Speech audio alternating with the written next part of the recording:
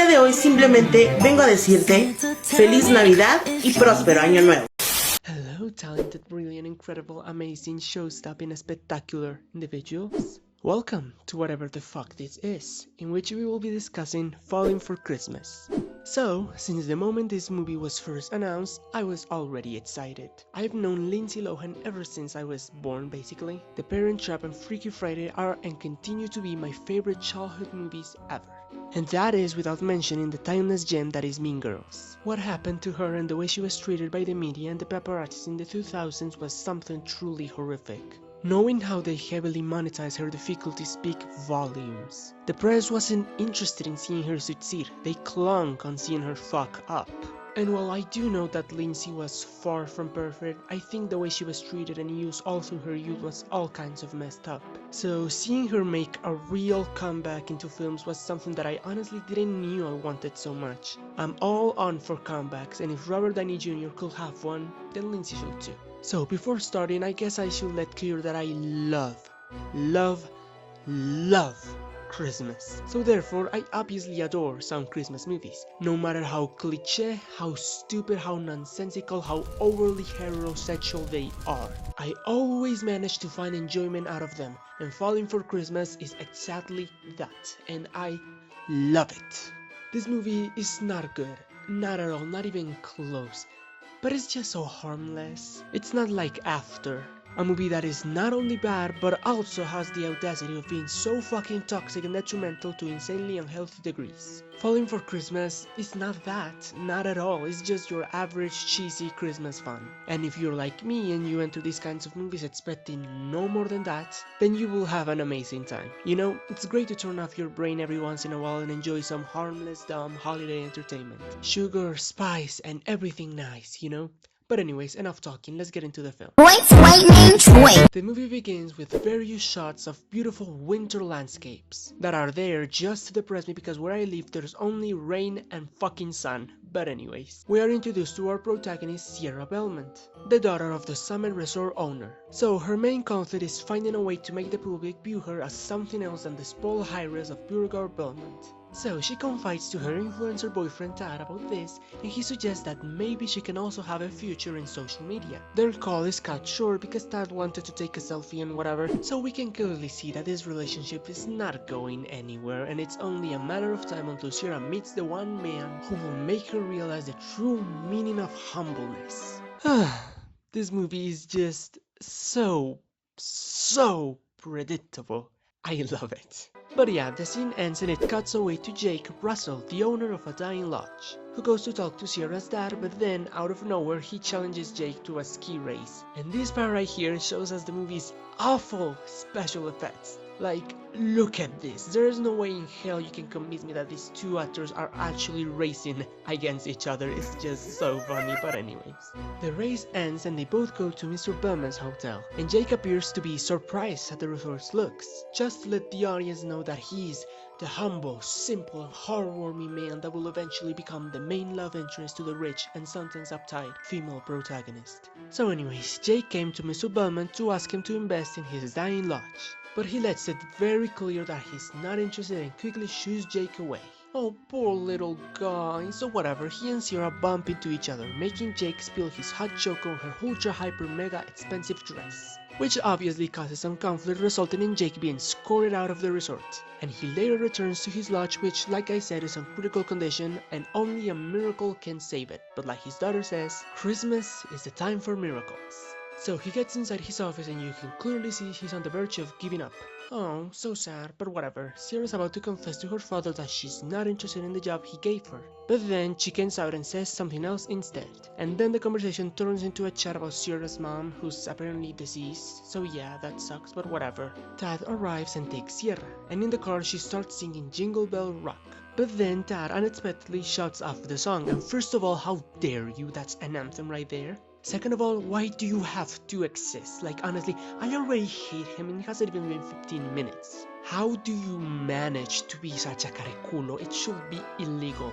Ahí no es Sierra. When are you meeting up with Jack anyway? So whatever, Tad takes her to a mountain on his snowmobile and they get lost very fast. Because the CGI ice was covering the signal that told people don't go this way because you will 100% die. But anyways. For some reason they both go to the edge of a mountain of at least 20 fucking meters. And then Tad proposes to Sierra. Oh my god, cute. I don't care, you're both gonna break up. So whatever. Meanwhile, Jake's daughter Abby goes to town to make a Christmas wish. So she does, and then out of nowhere her wish just literally causes a blizzard that makes Sierra fall off the cliff, accompanied with horrendous visual effects. Like, what was even your wish, Abby? I wish that a woman fell off a fucking cliff and then hit her head so bad that my father can conveniently save her, and then take her to a hospital where it turns out she has alopecia!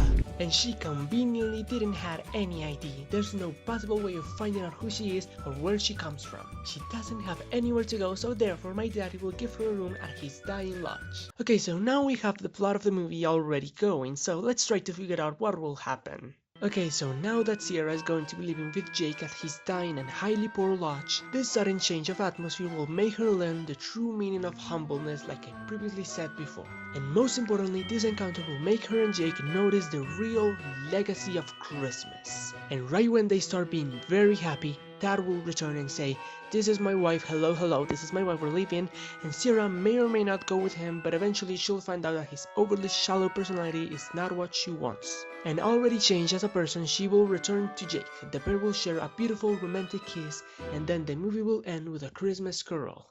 Okay, so now we'll see if what I said comes true. So as I was saying, Jake offers her a place at his lodge. And the police officer and the nurse just let her go. They really didn't try to find a way to help her remember who she was.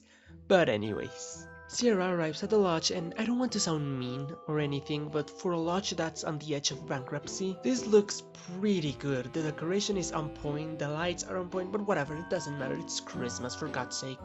Okay, so Jake gives Sierra a room and the first flirtation is already beginning, and I swear I never give a fuck for straight relationships on films and TV, but if it's Christmas themed, then I have to care. It's the holidays, people, the perfect time for fucking blossoming cliche love. But anyway, Sierra wakes up the next day and finds out she's still trapped on the poor lodge. And when she turns on the TV, guess what?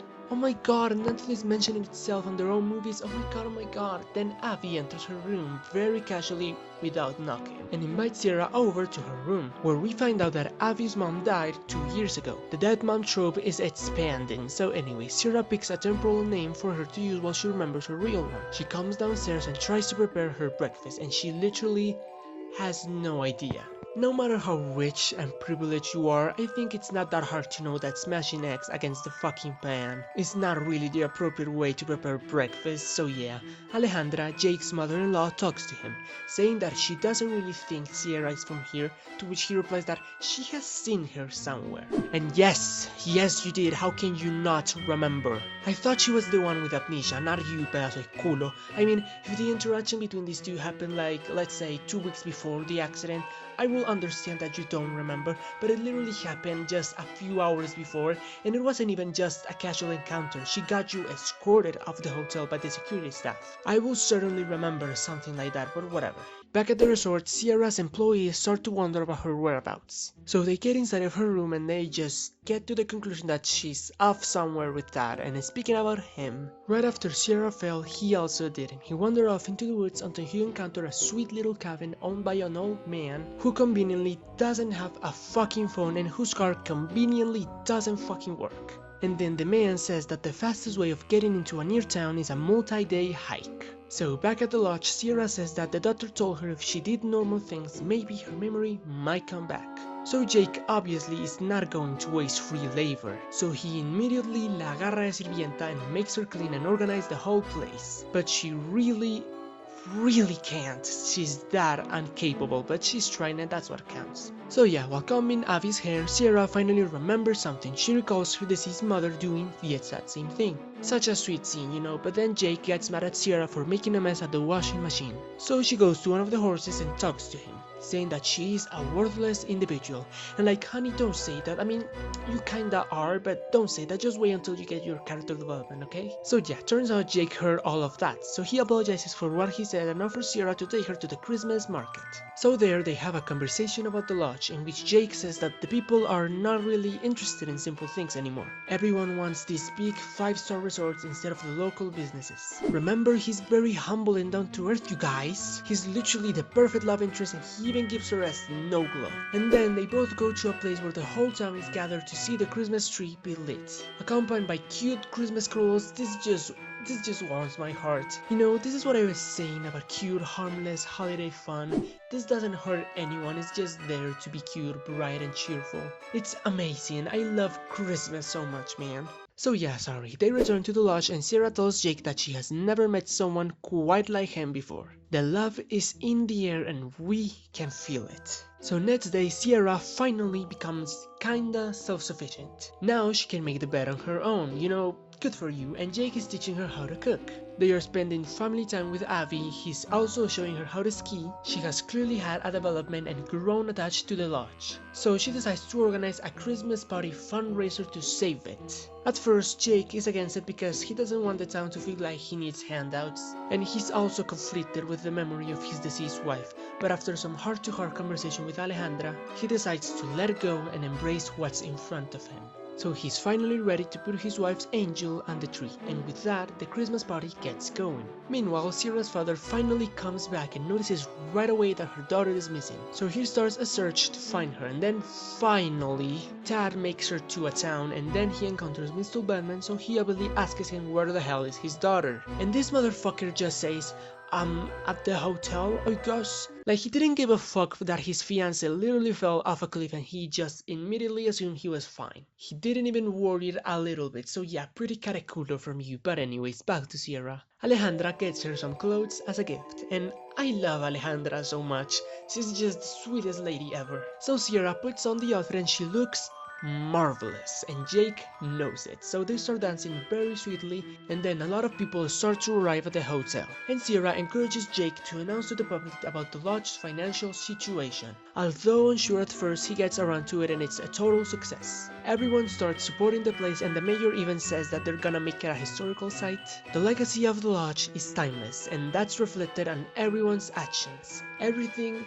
was beautiful, but then it happened. Tad de mierda arrived. Malparido de mierda, justo tenías que llegar en el peor momento, perro asqueroso. Gonorrea. And he even says, I looked everywhere for you. No, you haven't. You haven't.